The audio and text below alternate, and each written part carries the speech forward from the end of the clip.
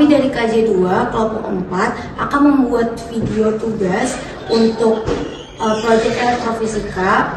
Izin kami untuk memperkenalkan diri kami masing-masing dari sebelah kiri.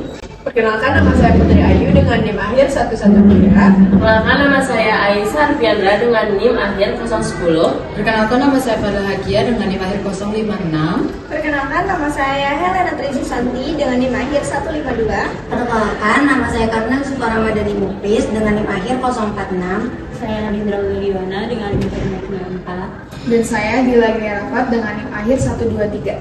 Selamat menyaksikan.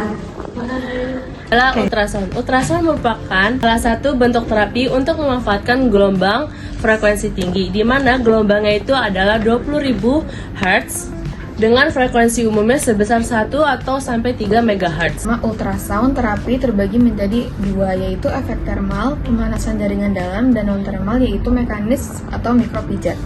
Efek ini mencakup peningkatan sirkulasi darah lokal, relaksasi otot, peningkatan metabolisme sel, serta peningkatan elastisitas jaringan lunak dan kolagen. Secara lebih rinci, respon jaringan tubuh terhadap modalitas ini meliputi peningkatan suhu jaringan atau efek termal, yaitu penyerapan gelombang suara frekuensi tinggi meningkatkan suhu pada jaringan dalam seperti otot, tendon, dan ligamen, yang membantu mengurangi nyeri. Kedua, ada peningkatan aliran darah lokal, yaitu membantu suplai oksigen dan nutrisi ke area yang cedera untuk mempercepat penyembuhan. Yang ketiga, ada efek mekanis atau mikropijat, yaitu getaran non-termal merangsang cairan seluler, meningkatkan permeabilitas membran, serta memperbaiki metabolisme sel. 4. Ada relaksasi otot, yaitu mengurangi ketegangan atau spasme otot melalui penurunan aktivitas serabut otot, yaitu muscle spindle. Akhir, ada efek sedatif, yaitu memberikan sensasi nyaman pada ujung saraf sensoris sebagai persepsi nyeri berkurang. Berikutnya ada kontraindikasi ultrasound terapi, yaitu ada kanker atau tumor, dikarenakan dapat mempercepat pertumbuhan atau penyebaran sel kanker. Yang kedua, ada kehamilan, tidak boleh diberikan pada area perut, pinggang, dikarenakan akan memberikan resiko merusak janin. Yang ketiga, ada alat pacu jantung atau pacemaker, dikarenakan gelombang ultrasound dapat mengganggu fungsi elektronik alat tersebut. Yang keempat, ada trombosis vena dalam atau DVT yang berisiko melepaskan gumpalan darah yang bisa menyumbat paru-paru atau otot. Yang kelima, ada infeksi akut, dikarenakan dapat memperluas penyebaran bakteri ke jaringan sekitarnya. Dan yang terakhir, ada pendarahan aktif, yaitu dikarenakan meningkatkan aliran darah sehingga memperparah pendarahan. Tenis elbow atau lateral epikondilitis adalah suatu kondisi muskuloskeletal yang ditandai dengan nyeri pada bagian lateral atau sisi luar siku akibat cedera dengan tendon-tendon otot-otot ekstensor lengan bawah, terutama dengan otot ekstensor carpi radialis brevis. Kondisi ini umumnya disebabkan oleh penggunaan otot dan tendon secara berulang atau biasa dibilang overuse yang mengakibatkan mikrotrauma pada tendon. Meskipun dikenal dengan istilah tenis elbow, kondisi ini tidak hanya terjadi pada atlet tenis. Tenis elbow juga dapat terjadi pada siapa aja yang sering melakukan aktivitas berulang menggunakan pergelangan tangan dan lengan bawah, seperti mengetik, mengangkat barang, menggunakan obeng, memasak, atau melakukan pekerjaan yang melibatkan gerakan menggenggam. Gejala yang sering muncul meliputi nyeri pada sisi luar siku yang dapat menjalar ke lengan bawah, nyeri saat menggenggam atau mengangkat benda, penurun kekuatan genggaman tangan, serta keterbatasan dalam melakukan aktivitas sehari-hari.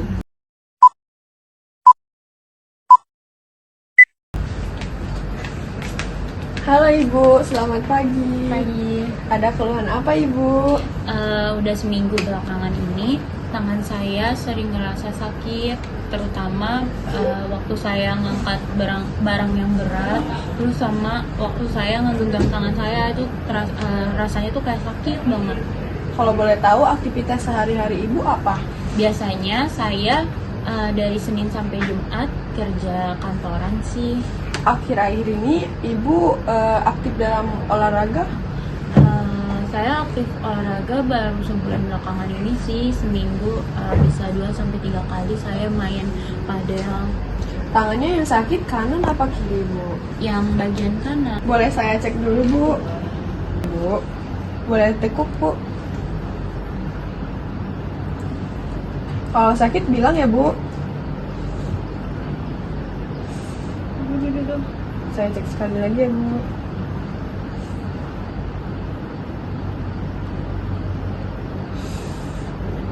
Sakit Bu di sini. Dari yang saya cek skala 1 sampai 10 sakitnya berapa Bu? Sakitnya di 5 sih.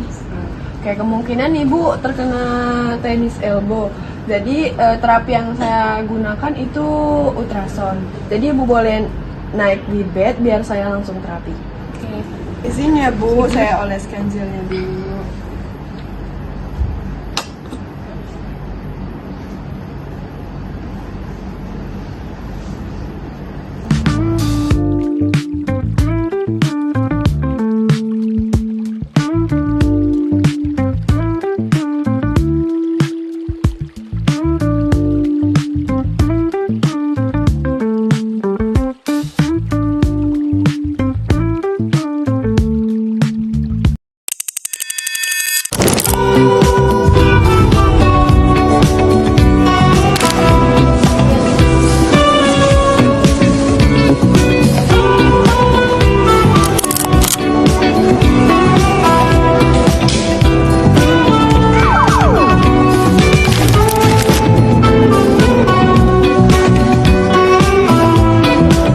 Terapi hari ini udah selesai. Minggu depan datang lagi ya Bu, biar saya cek lagi terapinya. Oke.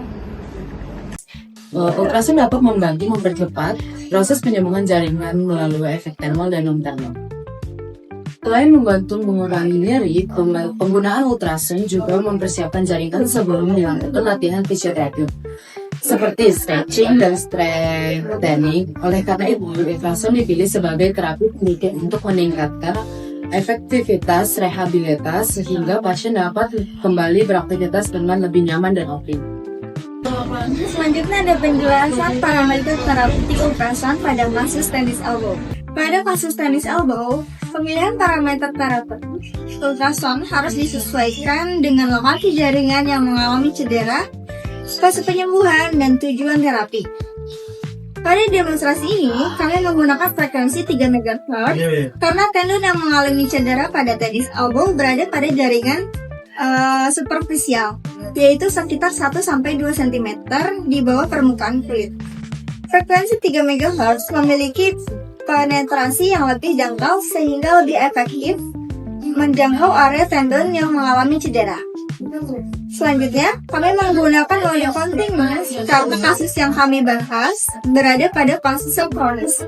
Mode continuous menghasilkan efek thermal yang dapat meningkatkan suhu jaringan, memperlancar sirkulasi darah, meningkatkan eskalasi kolagen, mengurangi nyeri, serta membantu mengurangi kekakuan pada tendon.